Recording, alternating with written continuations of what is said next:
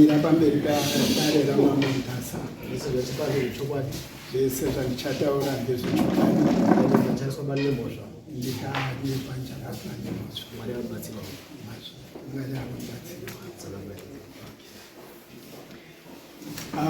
Zita rangu ndinonzi Paul Msasa, Honde Valley Bagatsi, ndiri sabhuku, substantive sabhuku village yeMachidavanyika. Ndakavana bhuku raChidavanyika iri mushure mekunge rasiva nemadzissekuru edu akapiwa. Waigara kuTsonzo, paTsonzo apa ndo pawaigara. Saka 1947 vakazodzika kuenda kuHonde Valley. Saka mubhuku mawaigara Machidavanyika, muridzi webhuku vanova vaChidavanyika vakati handichagoni kudzika muHonde Valley ipo nekuda kwezvirwere zvazviriko panguva iyoyo. Vakati ini ndaakusara kuno. Saka iwewe Nkwasha Msasa chidzika Honde Valley nemhuri dzakadzika nadzo dzinokwana 6. Ndokubva vabva paTsonzo apa ndokubva vadzika Honde Valley 1947. Saka kubva ipapo sekuru vangu vakava muridzi webhuku kusvikira vo akura ndokubva azopavo kuna baba vangu. Baba vangu ndokubva afambavo naro kusvika 2009 ndokubva ashaya. Saka 2009 paakashaya ndopandakabva ndatoravo ini usabhuku up to date. Saka ndakazoona ndakupiwa samanisi nevamwe vakauya vachiti tiri vana Chidavanyika chitipa bhuku redu. Ndo nyaya yatitsvitsa kuno Changani. Yakuri madonzwa mati nyaya iyi zvakaita 1947. 47. Yes. Vanhu vachibva kuTsonzo vachiendesa Honde Valley. Yes. So which means that's the same period yakadzika wana Sakupanya, wana Nyatsanza, wana Danhama. Ndo time yakaendeswa. Ndio time yakadzika. Then imi mati makadzika here ukaro makasara. Takadzika ndo patakabva tadzika wesu. Makadzika wo. Patasvika kunosetla paGatsi. Dziri 5 families dzanotanga. Bhuku raraiswa handover. Ndiri pamba ndokubvunza. Pamba ndoda kuzwa. Because pamakabva kuTsonzo mamurisa bhuku. Patakabva kuTsonzo ndatisiri sako. So okay, ndo pane nyaya chiro. Because kana makabva kuTsonzo manomusisa bhuku. Uko makazoita sabhuku sei?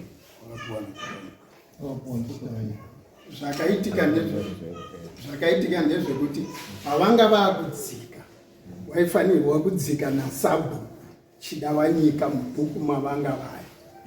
Saka sabhuku vakazoti handichagoni kudzika muHonde Valley. Saka iwewe Nkwasha Msasa chidzika neva 6 families dzaakadzika nadzo. Wochidzika uri sabhuku wevanhu ava. Ndakupa usabhuku wevanhu vangu ava nekuti ini handichagoni kudzika muHonde Valley. Okay. Alright. Because ndo vanoda. Because unaona tindo nyasonzwa kuti chinhu pachakatanga sidai chikusvika pari. Saka ari kukomplaina ndiani Chidavanyika? Ari kukomplaina ndi Barnabas.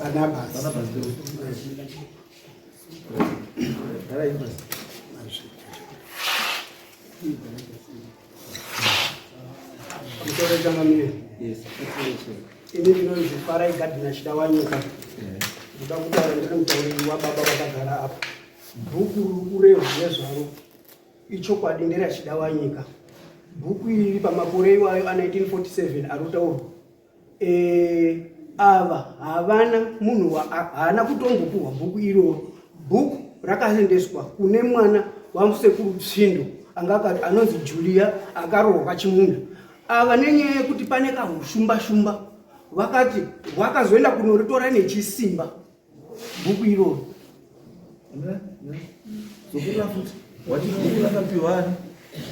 Bhuku rakaenda kuna Julia, kumwana mukunda wasekuru Tsindo Chidawanyika. Ava vakanoribvuta bhaiginya iko kuya pakatoita zvakatoita vamwe vakapinda muvhu nenyaya yekukanira bhuku iri kuti vana Musasa vazopinda.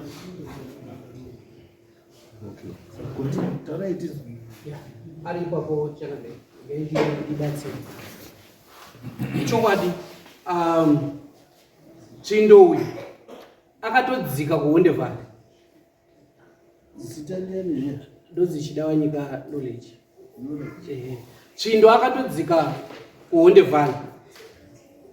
Adzika kuHondevale minda yake itoripo yaChidawanyika. Zvaakazoita Tsindo uyu pane nguva yaaichiteera munin'ina wake kwaNyamuparara kwakazoberekerwa wana baba. Saka panguva yaaifamba mwana wake sikana anga akaroorwa pachimunda ndiye akati unosara wakambobata ini ndichienda ndichidzoka. Aitoenda achidzoka asi akazosvika pakutsakatikira pakati apa. Vadare vakanga varipo, pakanga paina bembere sabembere, pakanga paina iye Chimunda, pakanga paina naChinzou. Vanhu vakatanga kumbobatidzana bhuku iri. Musasa haana kutombopiwa. Rakatanga kubatidzana rikambotorwa ndibembere rombosiiwa iro rombopuhwa kuna risina substandi vanga aripo. Mudhara wavo iyeyo hapana sekuru akapinda wavo waari kutaura. Mudhara wake Bethel ndiye akazoshandisa zvaakashandisawo kungwarangwara ndokubva aenda bvaapinda pasina substandi. Ndosaka nanhasi bhuku iroro asina kugona kurichinja kuti Chidawanyika. Nanhasi rakanzi Chidawanyika harisi Musasa. Chitupa chake iye arikutaura kuti ndini Paul Musasa chakanzi Musasa. Hatisheye dzinza naMusasa. Handina ukama naMusasa kunze kwekuti Mukuwasha arora hanzvadzi yandoteera inini. Saka paari kutaura Mukuwasha ndoda kuzwa hangu kuti pazosiiwa achinzi Mukuwasha kwakwa anga Mukuwasha pachii kunze kwehanzvadzi yangu yaroorwa 1998.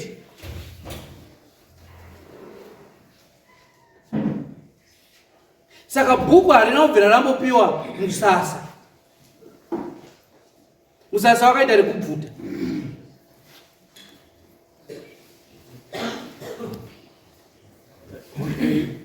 Saka as we speak, rinonzi bhuku ranyu Chidawanyika ndo zviri papepa ndizvozvo.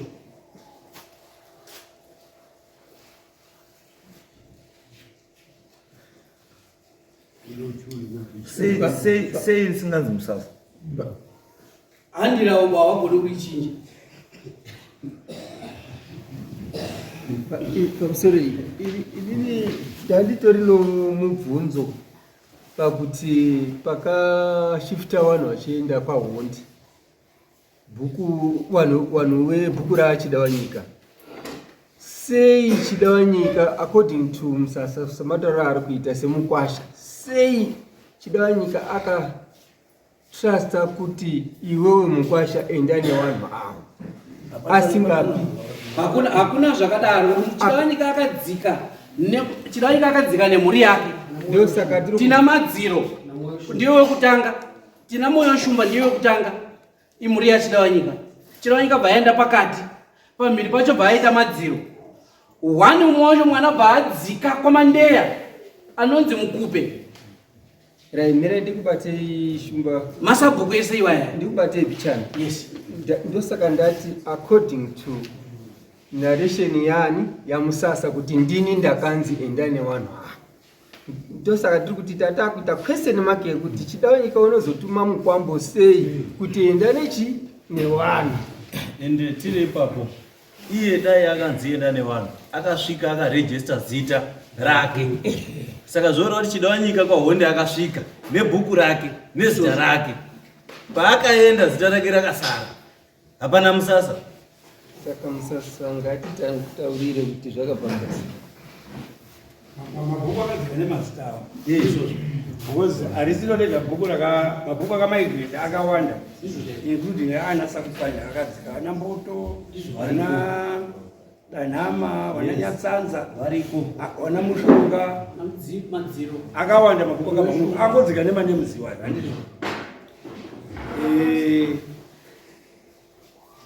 Hapeno vamusasa kuti mune pamuda uri bhaizera because ukwasha ndazwa kuti wakandiwa 1998 Manje. ukwasha muna 1947 48 papa ine ukwasha anga arorwa ndiani niko Chidawanyika anga wamamatora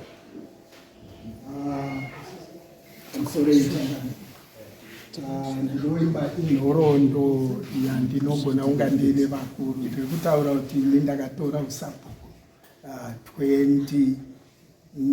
2009. That means kubva kuma-47 zvichiuya ndinongozivawo apo neapo. Asi thank God kuti pane vachipo vanoziva nhoroondo yekufamba kwazvakaita nana pamusoro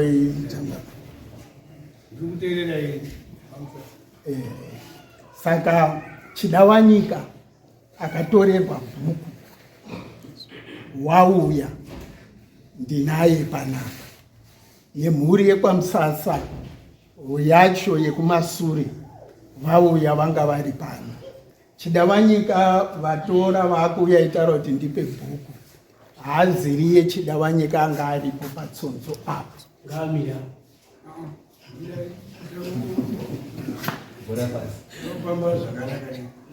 nhoroondo iyi inodzoka kumashure handiti dzinza rekwaChidawanyika ndo rinozivana kuti zvakabvapa zvichienda ingaita kuziva muzvananda muzvangori kuti muzvati akaroorwa kwaMusasa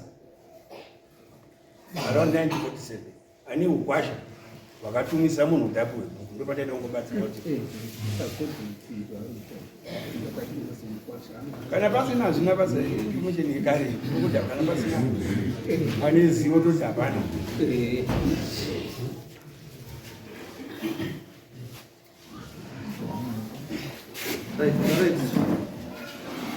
Pamusoro iyi amambo ini ndinoitwa Stanford Chidawanyika.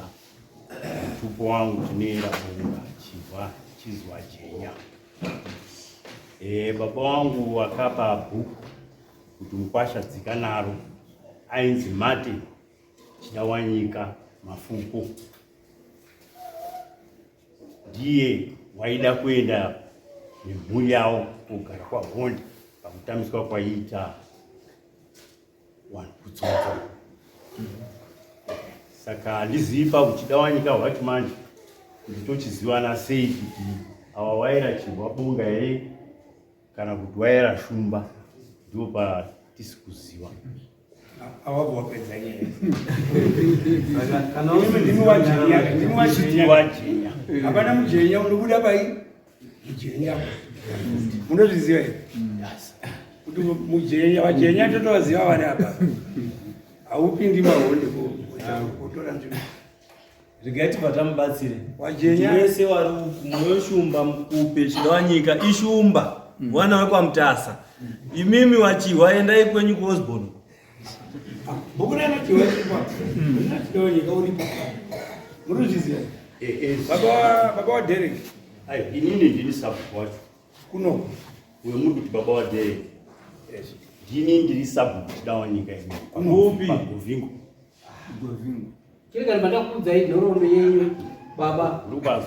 Imimi bhuku iroro ramunaro imimi pakabva vanhu vachidzika uko muchiuya kuno, bhuku iroro haandi miba imimi, anga ari tu ngeramuzvare anonzi Natsekwa.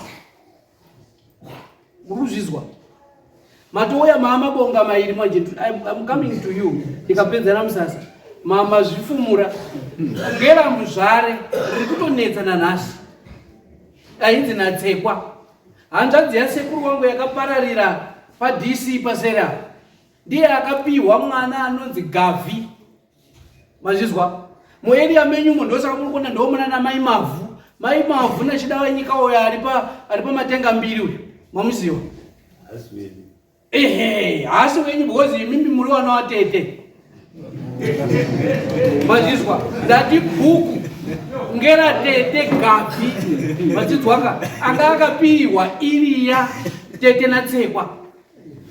Ndiye ane bhuku rirapwe. Chidava nyika muno mamutasa i1 ishumba. Hamuna nhoroondo yamuna, rekidzai kuramba muchida kunetsa machinda. Kana watoreswa chitupa nanasekuru mutupo wako unomboramba uinawo saka uchiwa. Unless mungu yako otitarura kuti mimi munoda kuti goera pekugara tiri machinda kaizvo. Une nhoroondo ipi muno mamutasa? Chiwa. Tunogadzirisa ndo zvinhu zvatiri kugadzirisa zviri kunetsa mumhuri izvozvi. Imimi muri wazukuru washumba.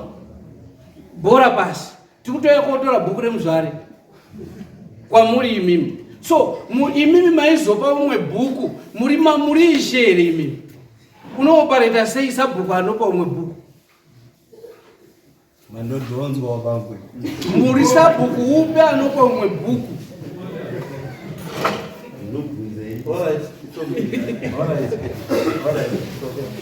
Alright. Nyaya yatinoda kuita apa ndeyekuti muri kuona history yacho painoita complicated. Chekutanga ndechekuti kana richizi book chinhu chedzinza, hachisi chinhu chene individual. Saka an individual cannot give a decision yebhuku kuti ndakupa bhuku inini just because ndini machigaro izvozvo. Saka ndakupa munhu wandoda kuburitsa bhuku mudzinza. Hazviiti izvozvo. It means something is not right somewhere. Because kana bhuku kana ushi uchiburitswa mumhuri uchipiwa munhu panofanira kuita family consensus. Imhuri inotaura kuti ndakupa bhuku redu kune uyu because of, ende bhuku zvarinoitwa kuti pamwe pacho bhuku rinofanira kutobatisa mukwasha. Isusu I remember time pana bhuku rendirikanda rakatobatwa nemukwasha anonzi Mubango. After some time Mubango akazonzi right, I think wakuru wakakomana wanga vari wadiki wakura plus baba anga ari kusamwe adzoka. Saka takuda chii? Takuda bhuku. Saka bhuku rodzoka kwamutasa. Hazvirevi kuti bhuku ranga parakangozi Mubango bata ronzi rare kwaMubango. But pandinotaura kuti pandinoda dambudziko napo itransition kuti rakabva sei kubva kuti chidawa nyika rovha raenda kuti Musasa, asi ranzi Musasa rovha raramba pabhuku rakanyorwa kuti chidawa nyika. Why?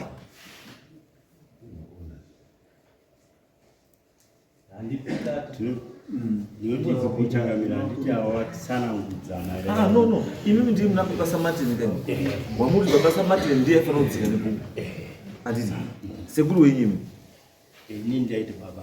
Mairi baba. Saka baba wenyu ndiye afanira kudzika nebhuku. Handiti ndobva kuti handichadziki ikoko.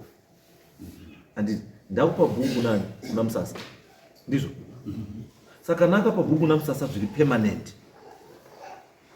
Handiti sei bhuku riri chikunzi rachidawa nyika?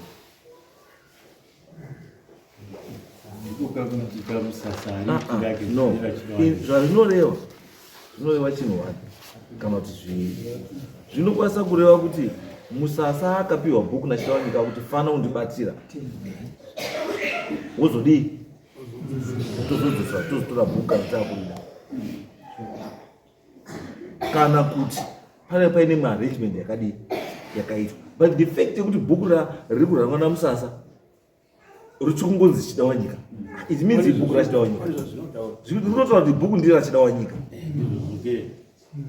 Saka question yedu pekuti saka Musasa zvakuramba chinja na bhuku iri ari kuuya papi? Ndopane question ipapo. Because bhuku rakapiwa kuna Musasa ka rinodai kuzira Musasa. Kosei iri serisi kunzi Musasa ruramba richinzi chida wanyika. Angamona pane nyaya chivarura ndopada kuti paite clear ipo papo kuti nyasozikana kuti chii chakamboitika ipopa. Because izvi kwamugara ikoko kunonzwa chida wanyika ndizvo kunonzwa chida wanyika ndizvo asi sabhuku wacho hasi chida wanyika. Awkward.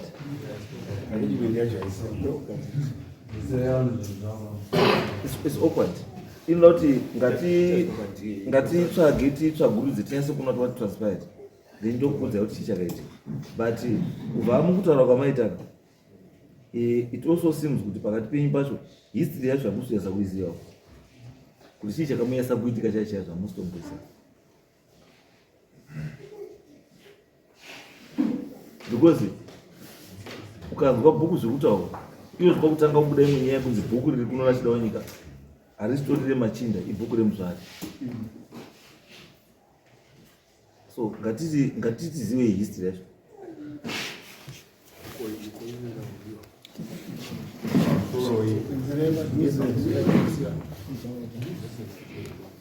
pamusoro pamberi pedare ramambo Mutasa ndoda kutsigirwa panyaya iri kutaurwa muno mune zvayo nebhuku pakatadziwa kana Musasa.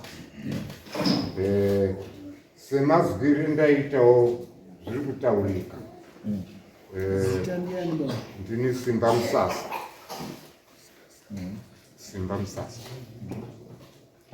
Ndofunga pane dambudziko panyaya yese ndikuona nhapari kuda kuita makakatano. Pane dambudziko ndepekuti wana chida wanyika havasi kuziwana. Dai wanga waziwana kuti iwewe ndiwe nhingi uyu ndini nhingi, ndofunga nyaya ingadai yatopera. Saka havasi kuziwana, havari kudhonzerana kwavo, havari kudhonzerana kwavo. Asi sekuziva kwandoita ini ndoziva wana chida wanyika apa. Ndowandoziva vajenya vataura kuti tiri wajenya. Asizvo munoziva zvinoitika usati kuedza kutaura kuti muruziva kuti wajenya wana chida wanyika. Munhu wese akangozi mujenya muzukuru kwaMutasa mukwasha. Izvozvo handizozivi hangu. Yes, kana makutaurira kana mangotaura munhu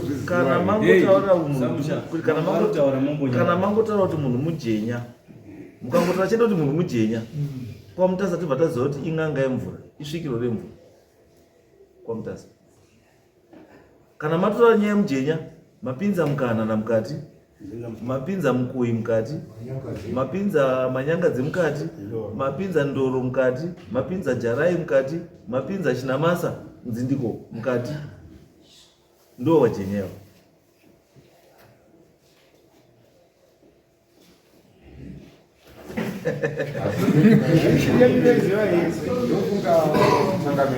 Nyaya izotongeka zvakanaka. No, zvanoedza kutaurirai ndo pandozi pakuzivana vanhu vanozivana, asi chiripo ndekuti munhu anenge achiramba zvaari. Asi zvandiri kutaurira ndo chokwadi chekwaMutasa. Ende chandoziva wajenya wakawanda kwaMutasa wakarorawo zvare.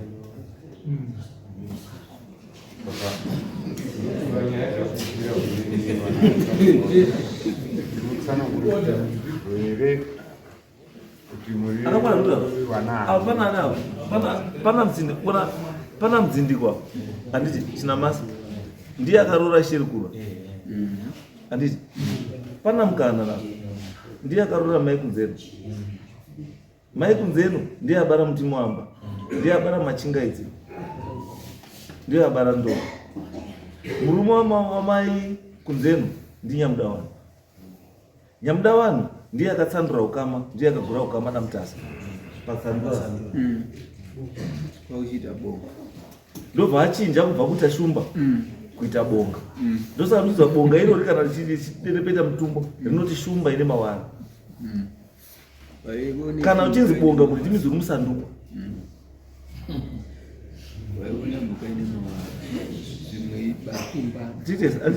So kana mutu ana history wajenyaka ne history kwa Mutasa chinhu chimwe chete chinoiziwa. Saka kana muruti kuna ana chida wanyika wana shumba anzi kuna ana chida wanyika wachiwa nachiwa toraziva kuti wanachiwa wakwasha here kana kuti machinda kana kuti wazukuru. Asi wana chida nyika watinoziva machinda ishumba. Chida wanyika nasanyamando chinhu chimwe chete namakomba chinhu chimwe chete iri shumba. Makomba haruna wadya nachida wanyika Masambira nasanyamandwi masambira chinhu chimwe chete. And at one time Sanyamandwi ndiye anga ari baba wemumambo kwa Mutasa kusvika 1865 azokonzeresa kufa kwani kwa Matida achiura wana bvumbi ndobva abviswa ndobva paiswa sakupwanya natenda ichifamba usiku. That was in 1865. Saka yenyu history twenyu mutu apata 1947 after first and second world war. Imi mlichida wanyika upi? Imi Mwana watete. Ndiri chida wanyika mwana wa Martin alichii kwachida wanyika. Mwana here muzukuru here chii kwachida wanyika. haiko kwedu history Izwa iba mkukura kwa maitana eji yenyuka kuti munditaurira kuti muzisekuru ina mbuya iba eji yenyuka Iwe haiwa. makundinyepera baba Ambo haiwa kututo. Maita miki. ama mama mune makundinyepera baba kana kuti zera renyu ira muzivi mbuya ina sekuru iba Toreswa miki. amuzivi mbuya ina sekuru iba aiwa it's a simple question baba ndati muri chida wanyika upi? Tell me your history. history chirana chida wanyika wemhuri pana Martin Mafuko. Martin haisiri mhuri ndati muri chida wanyika upi? Inini mukazi kuri Mutasa ubika ndoti ndiri Mutasa webinga munozwa Saka tikati rwejenya. muri wejenya tikati wejenya uri hani una hani nani kujenya ini mukanditi rwebinga inini Mutasa ndina chimbadzwa kadzima chakanyuka chimuriwo mukukudzi mukanda chakamberi ziteya pafiwa anzani charumuka ndio machinda ebinga ko imi machinda ejenya enyu ndiani Wo bakanaka changamiri. yes Isu tinoti wana ndoro. Toti mukoyi. Toti mukanga. Toti mudzindiko. so muri wasuku muri mhuri yanyamuda wanhu muri wazukuru wamai kunzero ndiye akubara aina nyamuda wanhu isene muchete ana sekuru. saka zvinoitika pakurarama pana vanoshandisa zita semutupo vamwe vanoshandisa mutupo sesenemu. Inini munhu akanzi Mutasa munhu anobva kuti chii mutupo wangu chii asi ukati dini mazi Mutasa anoshandisa zita rokuti Mutasa sechii sesenemu because ndi Mutasa sanoera nyati Haswe bingi. Utapazwa changamira si tangata ukubwa chenju ndonyaso kuti susu yacho tinto yacho kuzoti right ndosaka ndaa kuti go back ende mugari pasi nenhoroondo yenyu motsvaga moziva kuti nhoro yedu iri kutangira papi iri kupera papi whilst isusu taakuenda kumabhuku tonocheka kuti muridzi webhuku ndiani. Because record inenge iripo because kana mtu anonyadzana 1947 also kuenda kwese kumberi marecords ariko nekuda kwakaisa. Ende mukaenda madistrict commissioners ese they were formed in 1953.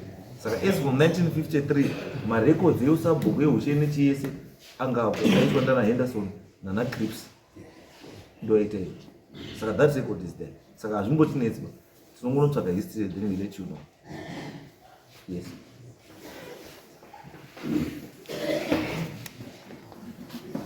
Knows Shepherd Chimunda.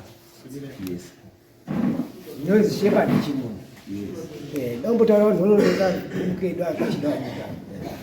Kapuka kamazwira angu ini. Kakauya kakatungamirwa naSabembere. Sabembere. Sabembere vati ndakura vapasa Chimunda. Chimunda wana wake varamba ndipakazopasa Musasa baba we asi sachido wanyika uko akazana kudzere kugarapo uko kumashe Samanga saka asina kuya baba wondi yo isachido wanyika wakapa mtuma Sabembere wakazi akodzeri akatuma vazi akazi akodzeri udzika kuno baba kuti unohushira amene akataura izvo ndiani kwani ndio zvakataurwa kwashe Samanga ishe utaura muishe saka hakuna ishe wakamboni wanasakupanya wari kuwani wanasakupanya panyatsanza paya ibhuku rakasakupanya kaya wanamboto wanani wese mabhuku ese akabva pazvineva ananyatsanza ese mabhuku akabva kuno. Saka amene wanasa chidwanyika kuti bhuku irakaramba risi chidwanyika sei aiwa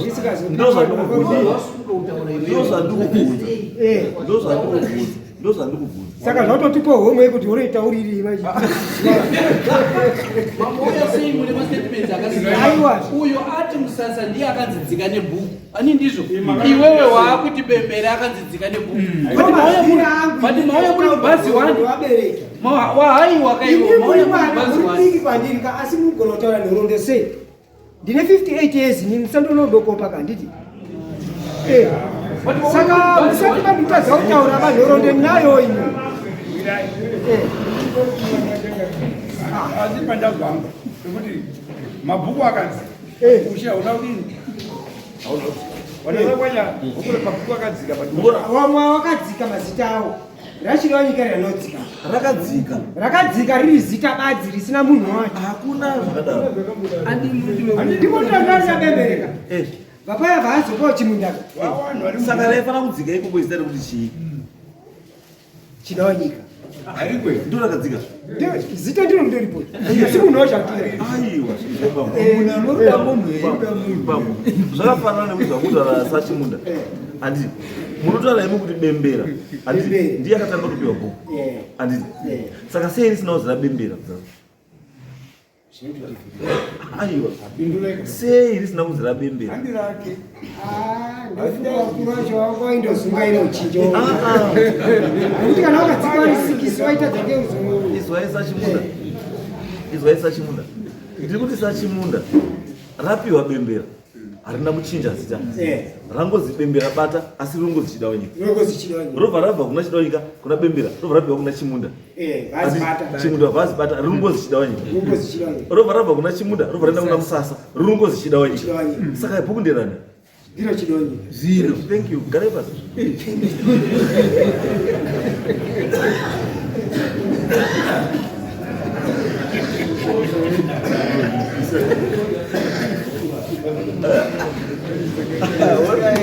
it's okay. And tinode and then we research on that history.